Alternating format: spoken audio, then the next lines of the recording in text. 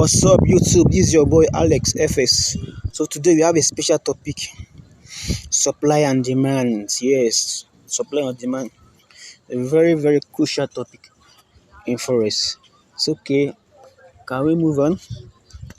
Supply and demand is a fundamental subject in microeconomics. It is the study of how buyers and sellers interact to determine transaction price and quantities. Demand refers to how much of a product or service is desired by buyers.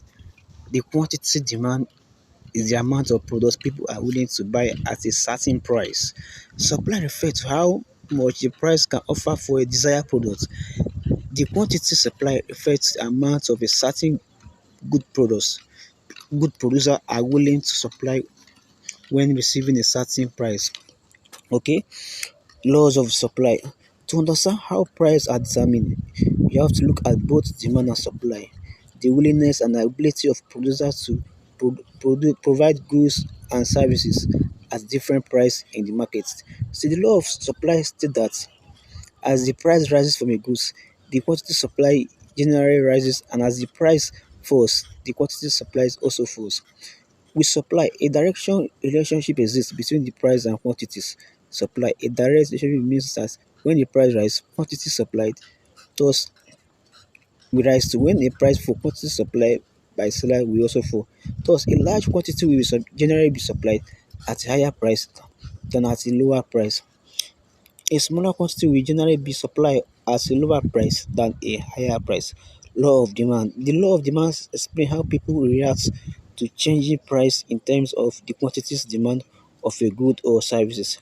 There is an inverse or opposite relationship between quantities demand and price. The law states that as price goes up, quantity demand goes down, and as price goes down, quantity demand goes up. So several factors explain the inverse relation between price and quantities demanded, or how much people will buy or any item at a particular price.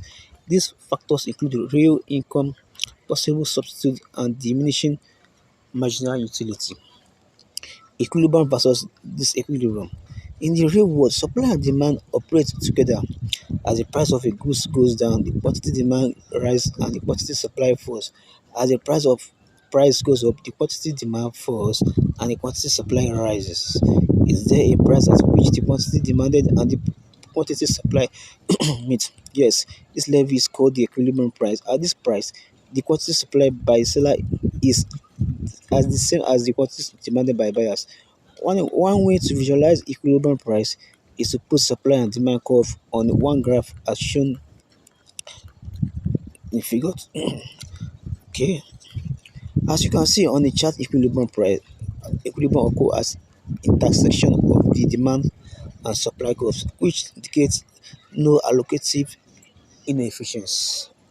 Okay, at this point, the price of goods will be P and the quantity will be Q. That is quantity and price. These figures are referred to as equilibrium price and quantities. However, in the real market price, equilibrium only eh, can only ever be reached in theory. So the price of goods and services are constantly changing in relationship to the fluctuation in demand and supply. Okay, excess supply. What is excess supply? In if the price is set too high, excess supply will be created within the economy and there will be allocative inefficiency.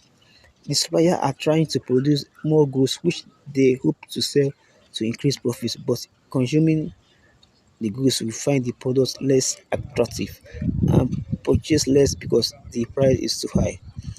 Excess demand. Excess demand is created when price is set below the equilibrium price because of the price is too low. Too many consumers that want the goods while producers are not making enough of it. Thus, there are too few goods being produced to satisfy the wants of consumers. However, a consumer have to compete with one another to buy the goods at which price. The demand will push the price up, making supplier want to supply more and bring the price closer to equilibrium. Okay, executing the strategy. Choosing your trading style. There are four main type of trading: scalping, day trading, and swing trading.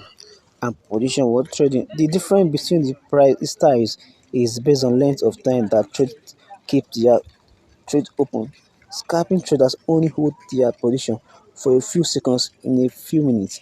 Day trader keeps their position for anywhere from a few minutes to hours, while swing trader hold their position for a few days. Finally, position traders are holding their position for anywhere from a few days to several years. Choosing the right trading style that best suits you, your personality, and your lifestyle can be difficult task, but it's absolutely necessary to your long-term success as a professional trader. Scalping.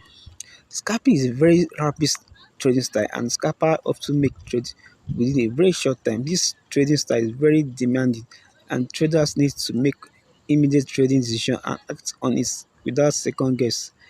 Being a successful scalper requires focus, concentration, and most importantly, stress management, because they spend a great time in front of their screens looking for short and quick opportunities. They need to be able to manage their levels of stress and keep calm no matter what the outcome is. Okay, next one, day trading. Day trading style is stated for those who like to open and close their trade within the same day. They are often unable to sleep at night knowing that they have an active trade that could be affected by overnight price movements. Swing trading. Swing trading is a compatible with people that have patience to wait for a trade and are able to hold it overnight. So it's not stable for those who would be nervous holding a trade while they are away from their computers.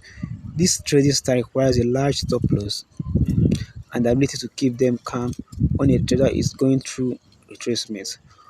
Position trading. Position trading is the longest term trading and often has traders that last for several years. Position trading style is more stable for the most patient, least existing traders have a large capital to begin with. Yeah.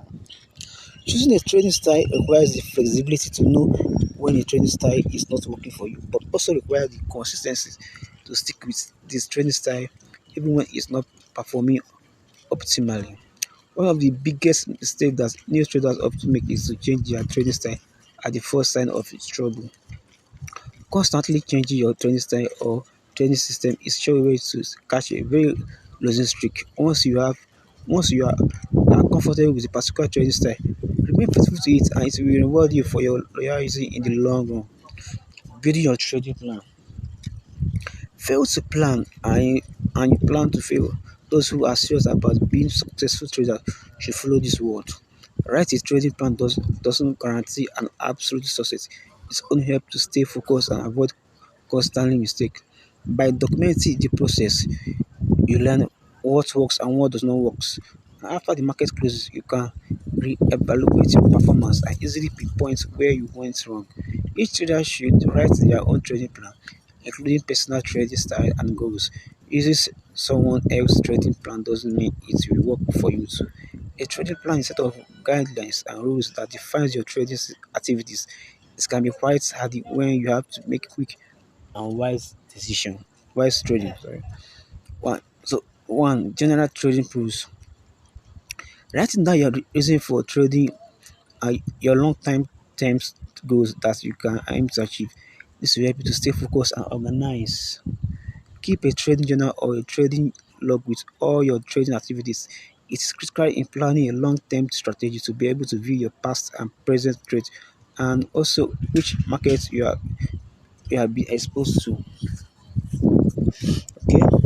Good money management is an important element of any trading plan. You need to have a set of rules for managing your money, especially your risk exposure. Key question: what is your motivation for trading? What is your attitude to risks? How much time can you give to trading? What is the level of knowledge? What are the benefits of using a trading plan? These are very key questions that you have to ask yourself for the trader. Okay, what are the benefits of using a trading plan? This is the benefits. The financial markets can be very volatile at times, and it's this moment that you could be prone to erratic trading behavior that could cost you all your capital. A trading plan is a vital point of reference in this situation because you have taken time to elaborate a plan B. And in this case, plan A fails, and therefore all you have to do is to execute your trading plan that you can already have established in advance, acting according to your plan rather than making bad decisions on spot. Many traders fail to keep a trading log or a trading journal. It should contain a record of all your trading activities with a section where you write your comments. You can use it to get an overview of your trading history and easily identify success and make mistake made along the way. No trading plan is complete without including your risk reward tolerance. By quantifying this is an advance, you can assess whether a trade is too risky or not. Your risk per trade scales could be like this: low risk 1 to 2 of total equity, medium risk 2 to 5 of total equity, high risk 5% or more total equity. So a trading plan can be constant reminder of your capability and your limitations. Having a written plan is extremely useful for you to know when and where to enter and exit the plan. To stay disciplined and loyal to your trading guidelines.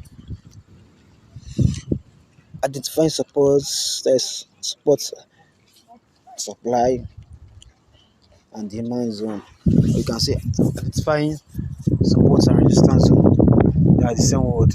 They are interchangeable. Yes, there's no difference. Okay, guys, I think we have come to the end of this lesson today. We shall continue the next time. Please, please subscribe, share, and like, comment. Make sure you share this video, please. Thank you.